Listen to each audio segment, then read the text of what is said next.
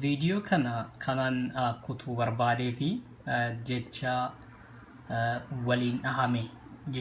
ahame hedduu nama afaan oromoo dubbatuun itti fayyadamee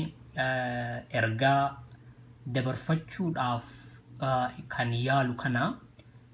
ergaan kun maal fakkaata dudduubi ergaa kana maal of keessaa qaba ifaaf kallattiitti yoo waa'ee maalii haasa'aa jira boleeskoo kun dhugaadhumatti oromoodhaaf kan dubbatu taanaan yaadota wal dhahan afaan tokko keessaa yaada faallaa lama akkamitti ba'uu danda'a yaadi qabatama hin qabne yaadi waliin hin deemuu hin dandeenye sammuu nama tokko keessaa maaliif madda kan jedhudha mee amma viidiyoo kana kan irraa ilaallu oduu amma nu ga'ee sabboona oromoo abaa'oo jedha sabboona oromoo abaa'oo jedha viidiyoocha ergi bantanii booda daqiiqaa 38 fi sekeendii 29 booda kan jiru ilaaluutu danda'ama jechuudha bakka kanarraa kaasanii dhaggeeffachuu ni danda'ama viidiyoochi dheeraadha kanaaf maal jedha asitti jechi kun maal jedha mee ijoon dubbii bakka kana maal jedha viidiyoodhuma kanarratti bakkee biraattoo yaada kana faallessu yookaas kana wajjin kan walii galu kami kan jedhu irra deemee ilaaleera kanaaf isinis dhaggeeffadhaati yaada keessan sirriitti wal sirreeffachuuf wal gorfachuuf nu barbaachisa dhugaa jiru madda baafnee beekuun nurraa eegama jechuudha keessumatti ijoolleen biyya keessaa keessatti ijoolleen biyya alaa qabsoorra jirtan maaltu deemaa jira eenyuudhaan kan jedhu eenyuudhaaf isa jedhus immoo deebisaa deemuu barbaachisaa waan ta'eef kana isiniif dhiheessuu barbaade mee sirriitti caqasaa so dalagaan teenya asirratti hinaftu nuti nama waan dalagu eessaan akka geenyu irratti tilmaamaa fi harooraan dalagaa deemu jiru abaa'oon ta'ummataati harkaa fuudhamuu qabdi dhaabaa alaabaan harkaa fuudhamuu qabu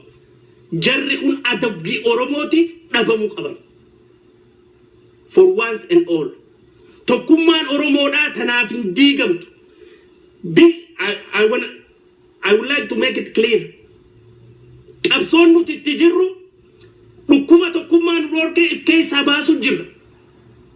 qabsoon nuti itti jirru dhukkuma walii galuu nu dhorkee if keessaa baasu jirra qabsoon nuti itti jirru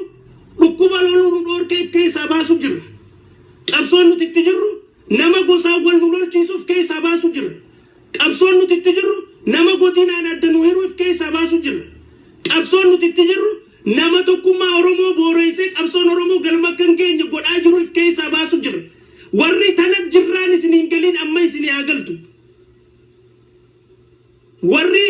if keessaa baasu jirra lakkee isin nu keessaa baate lakkee isin nu keessaa yaate lakkee isin nu irraa fagaatte tokkummaan oromoodhaa jabaachaa deema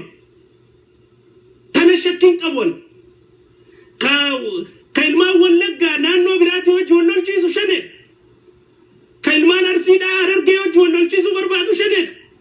ka ilmaan jimmaa arsii hojii wal lolchiisu barbaadu shanee ka ilmaan jimmaa wallaggaa hojii wal lolchiisu barbaadu shanee shaneen walmaa wallaggaa representing gootu yaa achi dhalachuun hiree dantaa isaaniiti bakka fadhettuu namni dhalachuu ni danda'a sarrakkootee nyaamiti buna guruu dhufee achi dhalachuu danda'a minilik safaarii ta'ee achitti qubsiifamee dhalachuu danda'a shaanqillaa ta'ee ollaarraa achitti nama fuudhee dhalachuu fi dhalchiisuu danda'a sarrakkoo keenyaa miti inni immoo ka oromoo ta'e oromoodhaa ka oromoon ta'in oromoo miti oromoon ta'in oromoo miti akka fadhee utaanaan jechuudha ka shaanqillaa ta'e jennaan kun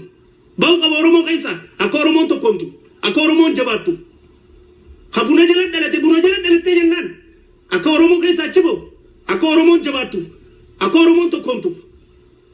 tokkummaa wanni jaan ka dhuftu kasiin oromoodha jaanii balaa qalaa hunda waliin qabneeti daaraa ta'aa turre isiin tun adda bahuu qabdi isiin tun sirraa'uu qabdi isiin tun qulqullaa'uu qabdi harma nuugaa dhufe jennee if keessaa achi baasu qabnu akka ilma gandaatti wal dubbisuu hin danda'a nama gandaa sallaanti akka qabsootti ammoo qabsoo keessatti hirmaachuu ni danda'a yoo naasuu oromoo qabaate qabsoo oromoo hoogganuun ta'u immoo namni Oromoon ta'in qabsoo Oromoo hoogganuu hin ta'u qabsoo Oromootti hirmaachuu ni danda'a. Oromoon gabroomtee jirti, Oromoon qabeenya saamamtee jirti, Oromoon dhibbamtee jirti, qabsoo Oromootti hirmaachuu ni danda'a namni Oromoon ta'e. Qabsoo Oromoo hoogganuu hin danda'u. Maaliif hooggansa kana keessa waan intarestii isaa tuqaatu dhufa. Hin ta'u. Saniif xannacha foon hogguu qalan xannacha xiqqaa gubbaa jiru san eeggataniiti halluu irraa baasaniiti horii qalan. Xannacha xiqqaa foon kanarratti yoo faca'e foon kana hunda balleessu eeggataniiti hanga san irraa baasan. Wanni nuti itti jirru sani kaansara qabsoo Oromooti Oromoo keessaa baasaa jirantu. Warra tokkummaa Oromoo diigaa jiru Oromoo keessaa baasaa jiru. Warra jeneraala Oromoo xiqqeessu Oromoo keessaa baasaa jiru. Warra koloneela Oromoo jeesuu barbaadu Oromoo keessaa baasaa jiru. Warra shaambala Oromoodhaa kasilaalolee biyya bilisoomsu ammallee lafa jalatti dheetaa jiru Oromoo keessaa baasaa jiru. Warra qabeenya Oromoodhaa naggada mataa isaaniitti oolfachuu jiru Oromoo keessaa baasaa jiru. Warra bilisummaan Oromoodhaa akkan dhufne Oromoo tawal nyaattu malee tawaliin diina nyaattu keessiin hin taane taasisu jiru if keessaa baasaa jiru. Isa kana if keessaa baasaa jirra isa kana if keessaa baasuun ammaas ilaamaa ijjiitti hin dhaabbatu. Hogguu